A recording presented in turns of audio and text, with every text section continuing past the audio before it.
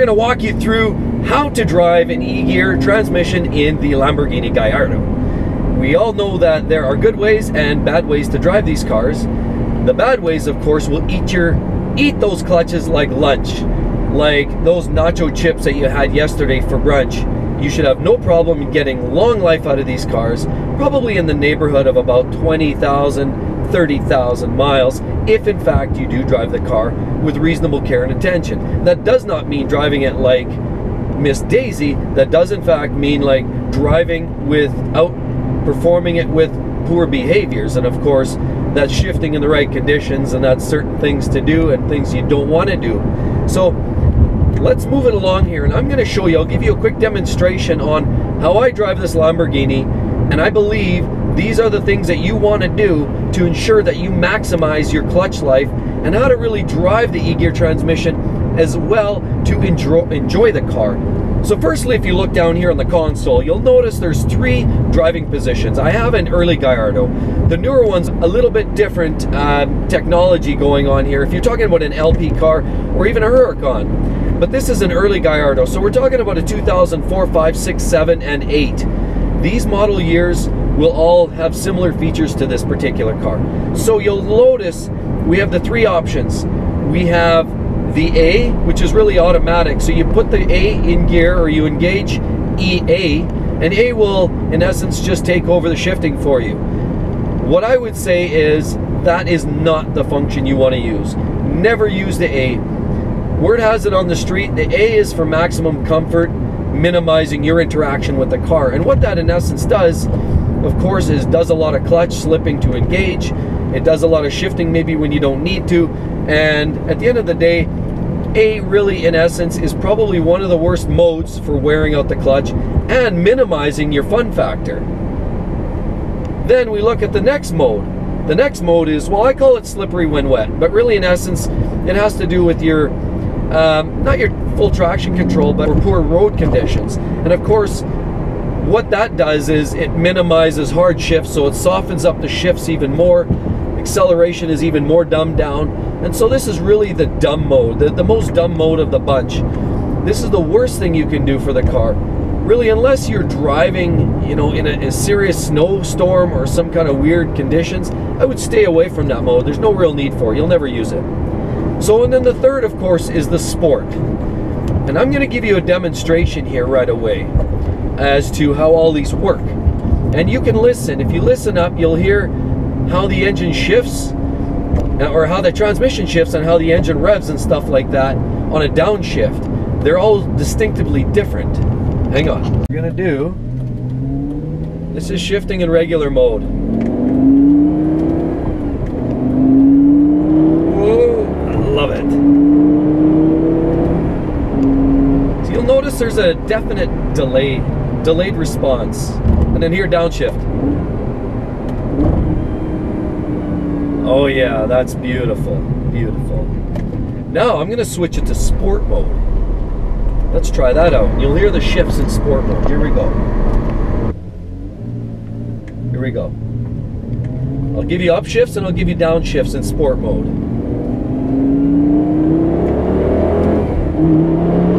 Oh yeah, that's what I'm talking about. Oh yeah. Oh, that's sweet. All right, now we're gonna do some decelerations. Let's find out, see how that sounds. Listen up, listen up. Here we go. Oh yeah. Oh yeah. So sport mode is a little quicker, a little crisper, and on a downshift, it blips the throttle a lot harder. So it really gives you that punch. Sport mode is the mode you really want to drive around in most in this car, because sport mode doesn't spend a lot of time slipping the clutch to engage the clutch on a takeoff. It also blips the throttle harder, so it meshes gears quicker. It's a little more judder on the driveline, yes, but it's a lot easier on the clutch. And so sport mode really is where you want to be if you're doing a moderate level of driving, even if you're on the track. Sport mode is probably where you want to be the majority of the time. It doesn't mean you're racing the car. It does mean, in fact, that it's just using less wear on the clutch, or it's easier on the clutch. Here, another downshift. Here we go in sport. Oh yeah, that's what I'm talking about.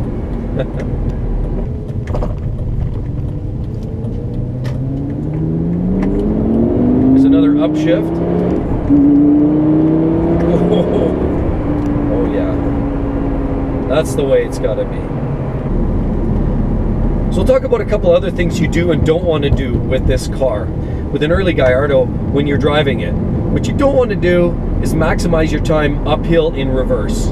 Yeah, I mean, sometimes you have a parking stall, you have to do that.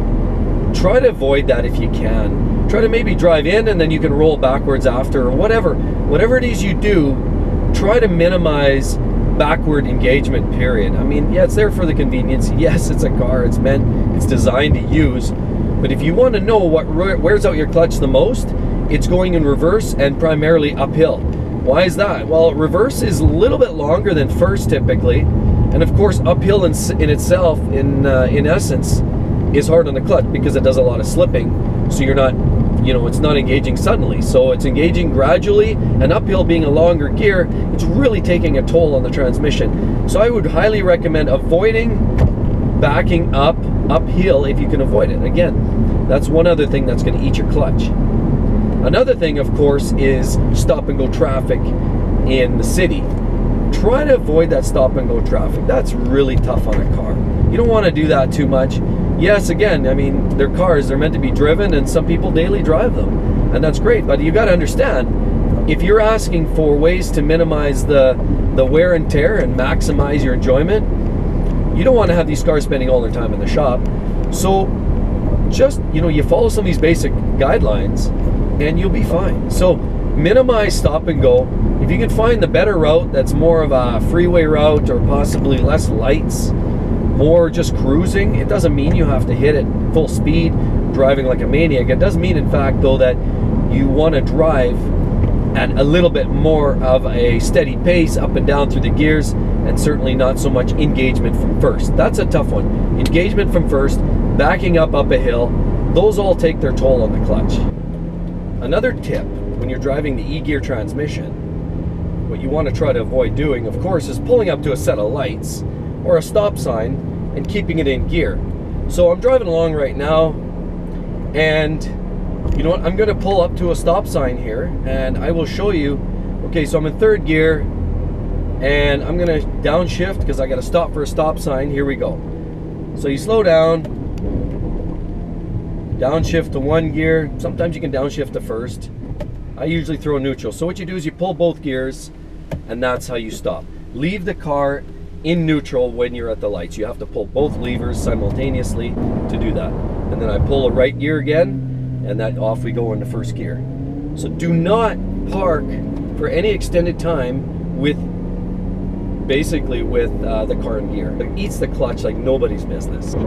So I hope you guys all liked that quick video. I just want to give you some of the do's and don'ts on driving an E-Gear transmission. It can be harmful to it, obviously, if you don't do the right things.